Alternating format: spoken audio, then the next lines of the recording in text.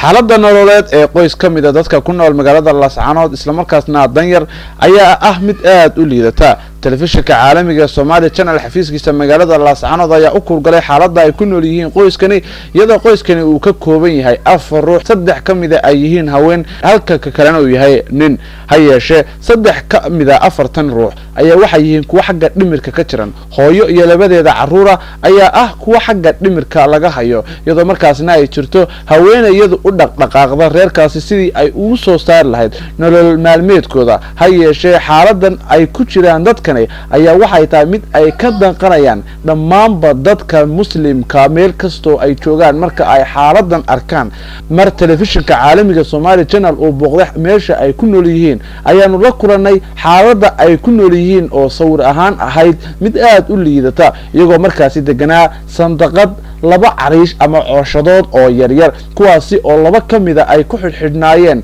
hooyada dhashay caruurtan iyo gabadheeda halka wiilku uu yahay mid isna xagga dhimirka ka jiran ha yeeshee isagu uu yahay mid xanuunkiisu aanu ahayn mid uu u cararo ama uu magaalada uga baxo ha yeeshee aanu dhaafin oo kaliya guriga hooyada dhashay caruurtan oo xagga dhimirka ka jiran ayaa iyaduna waxa ay tahay mid dhultaala oo misigta ka jaban isla markaasna sariir iska dultaala halka gabadh ka mid ah dadkan dhimirka ka jirana ay tahay mid iyadu ay ku xidhan yihiin silsilado taasna ay keentay kadib markii ay noqotay mid aan iyadu salka dhulka dhigin xanuunka haya dartii ay tagto meelo ka baxsan gudaha magaalada Laascaanood gabadha afraad ayaa iyadu waxay tahay gabadha iyadu la daalaa dhacda dadkan sidii ay nolol maalmeedkooda ama qowtal daruurigooda ay u soo saari lahayd ha yeeshee waxa ay imika sheegtay in laftigeedu ay noqotay shaqo gab isla markaasna dhammaanba dadka muslimka ay ajarka jecel ka codsatay in ay gargaar la soo garab istaagaan iyadoo arrimahaasi ka hadlaysana waxaa hadaladeedii ka mid ahaa xismale xataa saddex midna xismale waxa weeye maskaxda saddexduba waa maskax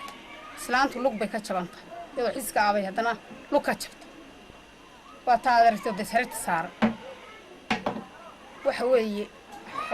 dad wax ehel oo de waa jira laakiin wax muhiim ah hadeerto xoolo leh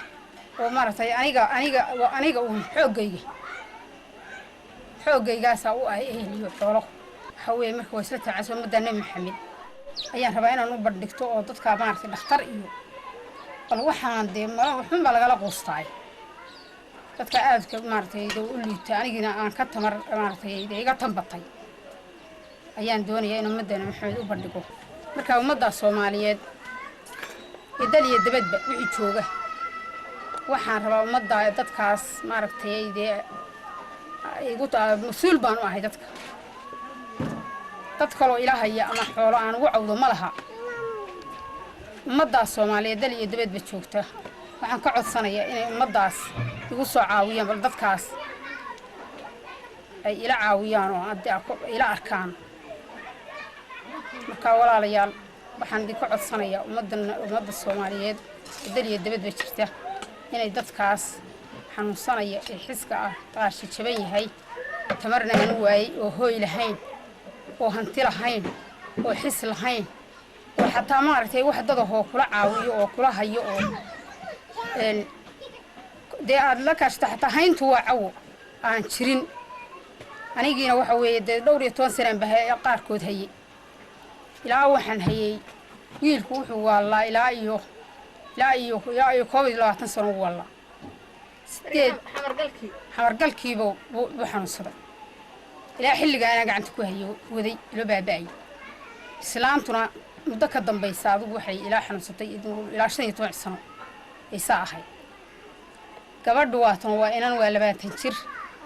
waxa weey maqaadir baa heshay say isaga joogtay